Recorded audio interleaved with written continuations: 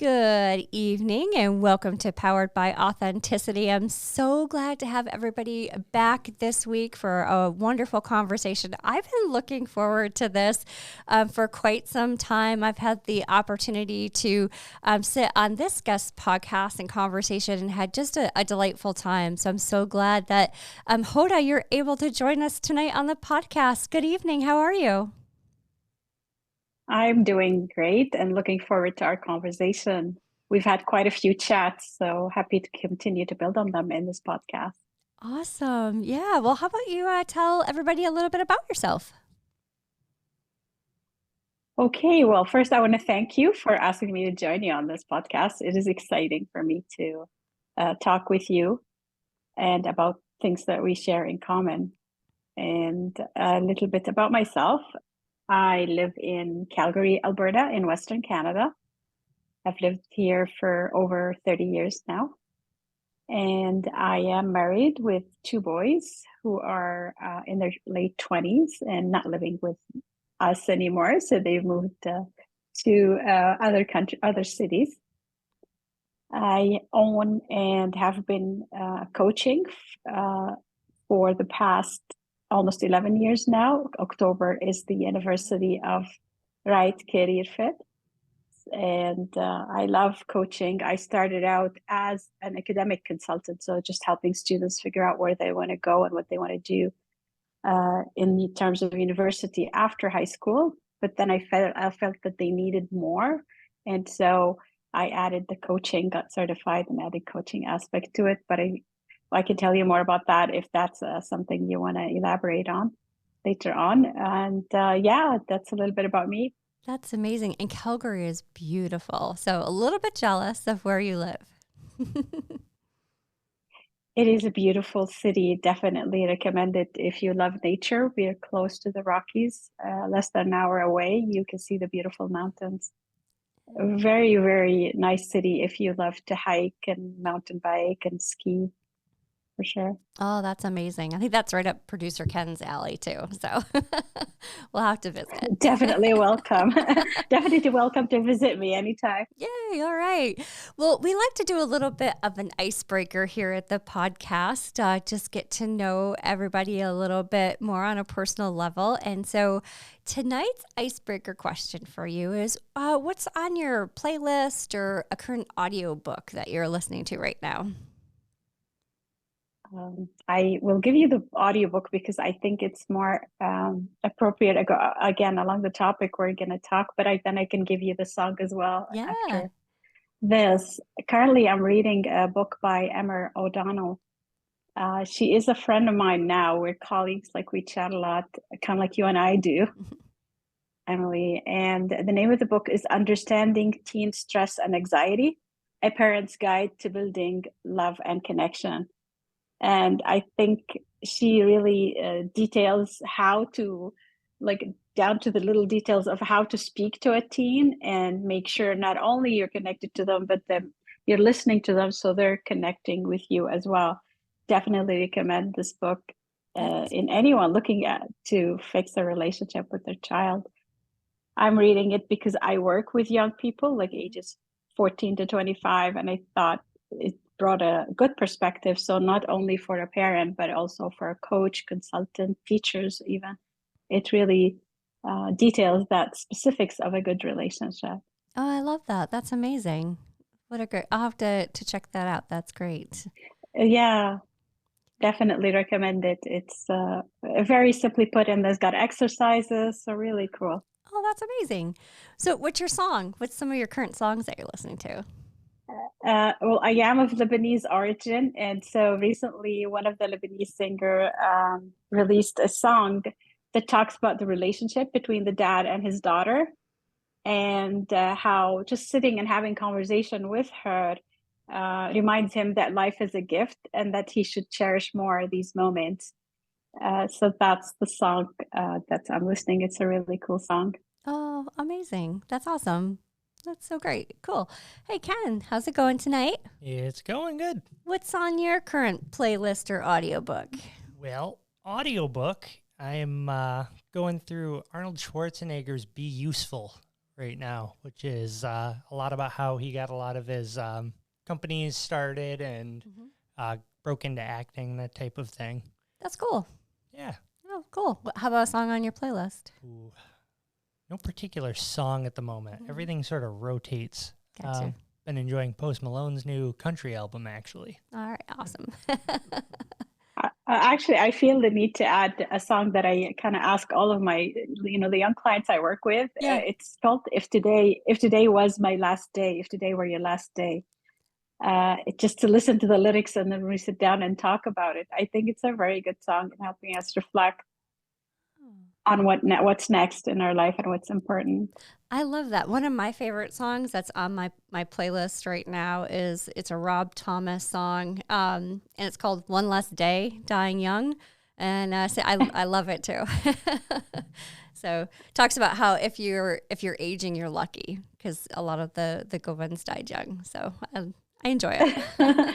I don't know about that. Yeah, getting old sometimes you question things and you get back, but then keeps you moving forward. Absolutely. Absolutely. Well, thanks for sharing. We appreciate that and getting to know you a little bit more. And all right, so, what I'd love to do is tell me a little bit more about Right Career Fit. So tell us about the company that you own. Yeah, so like I mentioned, it's about 11 years. It's going to be 11 years in October. And I started initially helping students in the education system filling out university applications. And then after that, I went and started Right Career Fit. With that in mind, as I helped students fill out the applications, I think I mentioned that earlier, there was a need in that they needed to know what programs to put on that university application. A lot of students in grade 12 and end of 11, they did not know what programs they wanted to fill. So my job became more than helping them filling out the application and writing essays, helping them figure out what they want to do. So there was definitely a need for that. So I added the career coaching part where I help them by doing fun surveys and assessments. Some of them they can access online on their own for free and then come back and say, this is what I got, such as the VIA Strengths survey is one of them. It's one of my favorites. And then we sit and we discuss the results. Of course, I went back and completed a doctorate in education so that I know that I'm teaching them things within a curriculum and got certified as a career coach as well. The services I offer are mostly for young people, ages 14 to 25. So I love the individual, the one-on-one coaching. I find I really get more contentment when I hear that, they got into the program they wanted, or they come back to me 3 years later and say, we were right on, or things like that. I've had moments where they come and say, well, I did a year of, a pre-med, but that's not what I want. I want to change. And we work together on that as well. I also do group coaching, mostly facilitating either for students or parents or any community partners looking to learn more about coaching young people as they transition from school to the work life. That's great. So you give them kind of that support that they may need to figure things out, because it's such a that age group is so difficult. Like we throw so much. I look at my daughter who just turned 19 and she's a sophomore in college now, and it's like we're asking you to figure out a lot when you're still very young, and it's just a lot that we put on kids' plates. Absolutely. I mean, I think of my role as a guide. So my number one point is for them to build that self-awareness.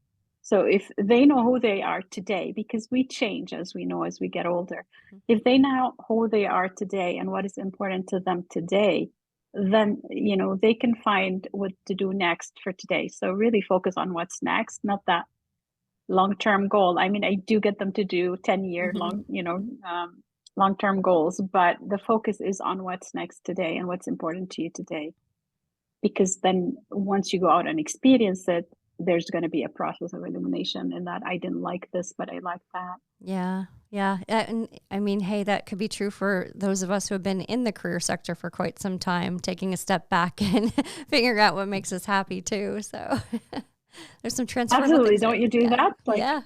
right? You're going to do that on a regular basis. And that's what I tell them. I'm giving you a lifetime skill. Don't do it once and think you're done. Yeah. Because I still do it. I still like review my organization, the services I offer, and change them as I feel I'm a better fit for that role Yep. than the other. Yep, absolutely. Well, that's so interesting. And I just love that helping, it's just, like I said, so daunting at that age level. How did you stumble upon this? Like what led you to this being your career path? Yeah, I was a part of the education system. I started initially helping with reading literacy. So I was working with students who were English second language learners, like Gotcha. English was not their first language. And so I was helping them in the reading and writing essays and so on. And then I moved on to junior high and then senior high. And senior high was the focus was on helping them fill out university application in a volunteer role. I really enjoyed it so much. I loved reading their essays that they had to write and then having to sit and edit them with them and ask them to dig deeper. I really enjoyed that process. And hence, I was like, I got to start doing it. And then friends said, well, you got to start charging for it, do it on your own as a side business outside of school. And Right Career Fit was born. That is fantastic. It just kind of naturally happened, which I think is amazing. And 11 years that's a significant milestone for you and your business. So congratulations on that too. Thank you. And I had been doing it like for 5 years in the school system before I started the Right Career Fit. But I definitely enjoy the moments with these young people when they get tell me what their dreams are, and then we try to build on that. Yeah. Oh, I love that. One thing that I think of, especially when I think of the younger generation entering into career fields is, I know in STEM, and there's other sectors as well, law and other areas, where we have a gender equity issue. And, I think if we look at the ways that we're recruiting into the industry, I think if we started to look at some non-traditional ways to train people and to really think outside of the box, we might actually start to get some better traction. So, what are your thoughts on that? Looking at maybe non-traditional universities and other ways to really gain attention into getting, better gender equity in some of the career areas. An awesome question. And I love it because I'm all about career education within the school system, in that I keep pushing the term that I like you to use is career literacy. We have to change the system to include these non-traditional opportunities, I think, within the educational experiences. I was reading an article by a guy, his name is Jeff Griffith, and he talks about, mostly in Canada, how the apprenticeship systems have not changed since the 1950s. Oh, gosh. So they're still catering, right, to that mentality and whatever was happening back in the 1950s. So we haven't really made it more applicable to today's world.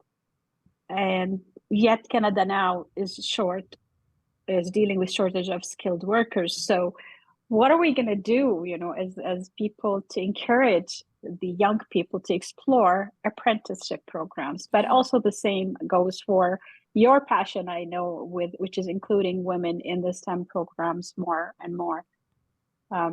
Definitely, I encourage career exploration, is what I call it, but going out and doing experiences that are within your reach. It does not have to be something out of reach. So I had a client the other day from Kazakhstan calling, and he's like, but I am in a small community. What do you mean go volunteer? Like, I cannot do that. I said, well, look around you. And, we found that he had a family member who had a bakery, and go out and help him in the bakery and figure out how you can make the bakery a better place. So what appeals to you in that part? And he's like, oh, I could, incorporate a website for him so they can sell more, muffins. And so I said, there you go. Like, this is a career, going to be an experience for you. Yeah. Go out and explore it. So that's kind of the non-traditional way of doing things, I find, is look within your family or family friends. What do they do for a living? And even just spending one day, that should give you an idea of how you can expand your horizons. And really, first, that self-awareness, knowing what you like, what you don't like. Yeah. But then when you go there, like, think, what can I do to make this place a better place as you're working, So one young man, he thought he wanted to become a pharmacist. I said, go spend, the summer with a pharmacist if he let you. And sure enough, pharmacist took him on in a volunteer role to help him at Shoppers Drug Mart. We have that in Canada. I don't know if you have that in the US, but and so he, after spending the 2 months, he's like, I don't want to be a pharmacist. I just don't think it's for me, being within that office and trying to be nice to people. So definitely going out and doing community service projects of any kind that are available within your area. I think that's a great way of including and expanding the horizons of young people. Yeah. STEM specifically, I don't have a lot of experience, but when I think of, reaching out to organizations that allow you to come in just for one day and see what a person does in that one day, what are the roles, or the little tasks that happen. I think that's a great way of exploring it. I think schools should offer it, to be honest. Should facilitate it. Yeah, it's funny that you're talking about this. My daughter, she said she wants to be a teacher. She wants to be a kindergarten teacher. But the reason she picked the university that she's at now is because they start semester 1 with being in the classroom. A lot of the other schools, you actually do not get to go do that part of hands-on in your career sector until you're like year 3. Well, what happens if you get that far and you absolutely hate it? Now you've spent so much money and you don't like what you're pathing towards. So I love your idea about going to find somewhere just for a day even. And your example is a very good one, because I do get clients who are in 3rd year saying, I don't like it. And their parents have the money. They tell them, go try a new program. But it just takes longer to be in university. That's what, instead of finishing a 3-year or 4-year university program, you're in university for 5-6 years.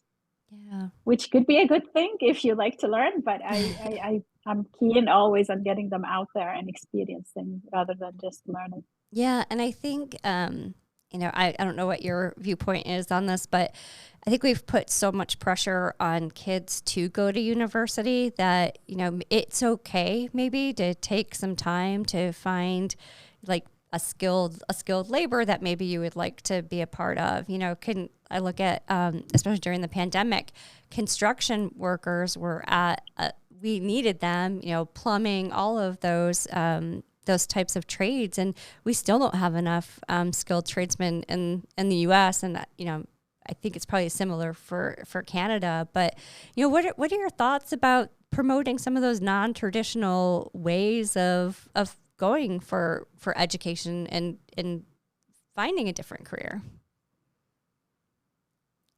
I definitely like that idea, because I feel that not every person needs to go to university, because they may not enjoy it. So if they want to take a year off, a lot of parents don't like that gap year idea. Mm-hmm. Is take a year off and go travel, or even like you said, like I was saying, do a community project or volunteer for a different organization to figure out what you want to do to go to university. But I have a couple clients who did not go to university, did something for a year and ended up loving it, and managed to get starting position, like in a role where they were going to go up the ladder. And so without education. So this education can come later at that point when they feel, well, I want to get to a supervisory or a managerial position, but I need that degree. They can always go back. And I always give myself as an example in that going back to school.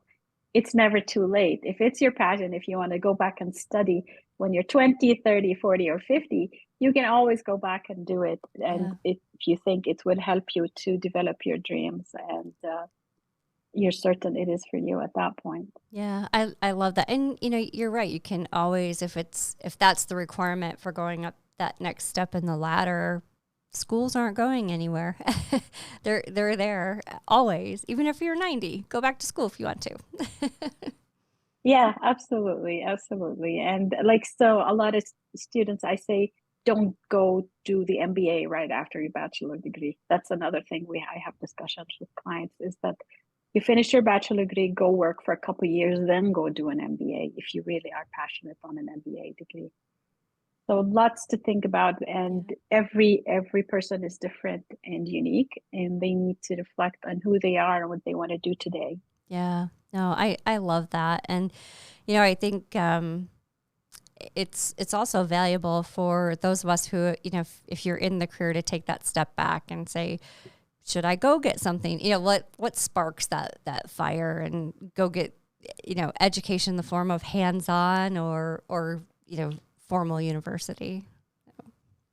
Yeah.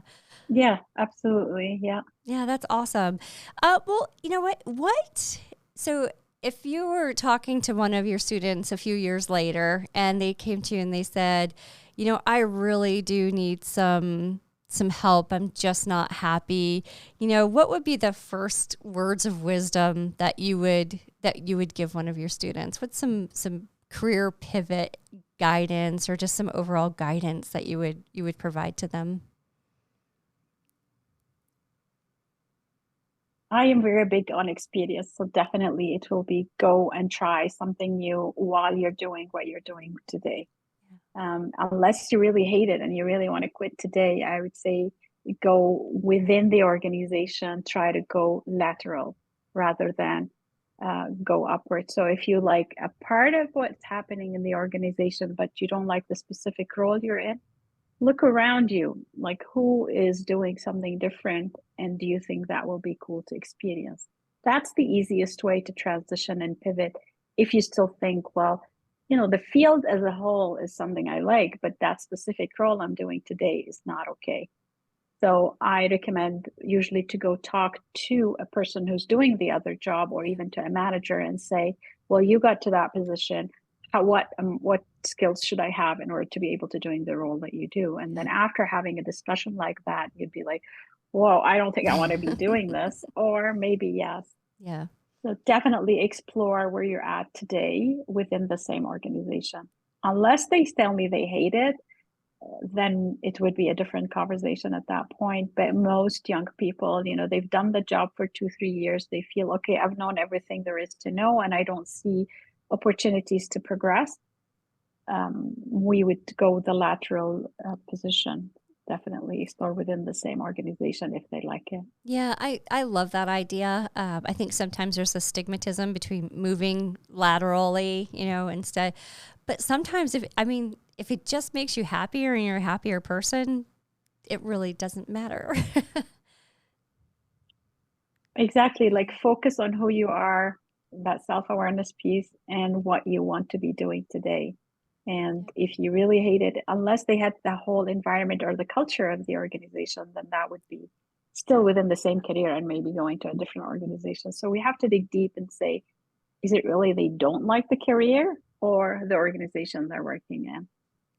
But a young person I work with he's working in IT. He had an IT bachelor degree, but he's thinking it's not giving him a fulfilling, experience. So he's volunteering after work. So he managed to find a job that really just outlays 9 to 5. So he's done at 5, lots of time to do other stuff after work, have dinner, and then go volunteer for 3 to 6 hours, not 3 hours. I'm thinking from 6 to 9, to just explore something new. Yeah. In other organizations and other career, path. Yeah. I think another part of that too is probably the networking opportunities that come with those type of community projects. You just get to meet so many people and get exposure to, individuals who can help you.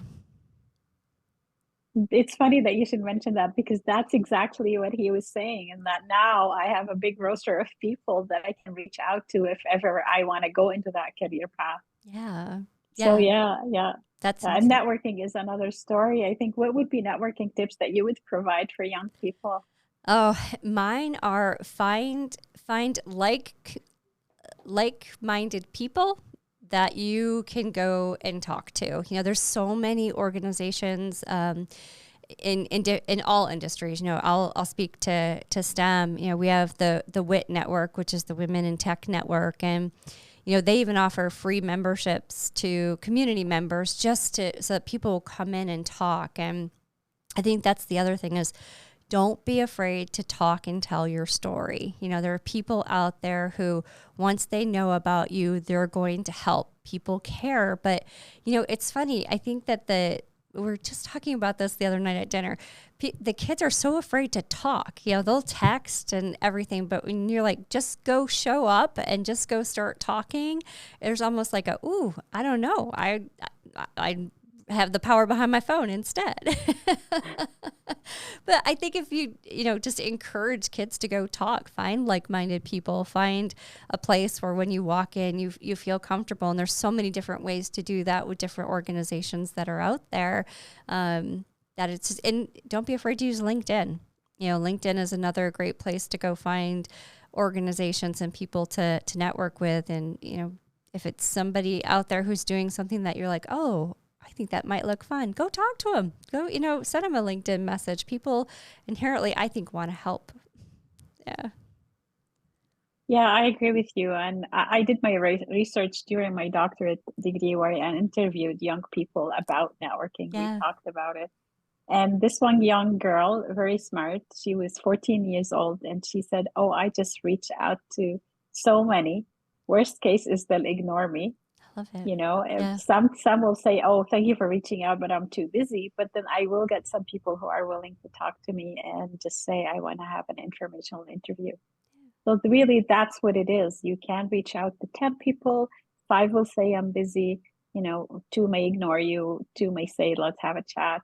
And definitely, like you're saying, having that conversation is important to build that social skills, which are important for any role they're going to take. Yeah, I do wish that the schools would spend more time on focused like socialization, like for the workforce. I think we're leaving kids in a little bit of a disadvantage when it comes to leaving school systems and having that skill set. Absolutely. I agree with you. It's time to revamp the education system, focus on what I like to call career literacy, financial literacy, social skills, adaptability, is included, communication, all of that, and that social skills that you mentioned. Yeah. I think it's just, and I think about the poor kids who went through high school during the COVID years when, there was no socialization on Zoom.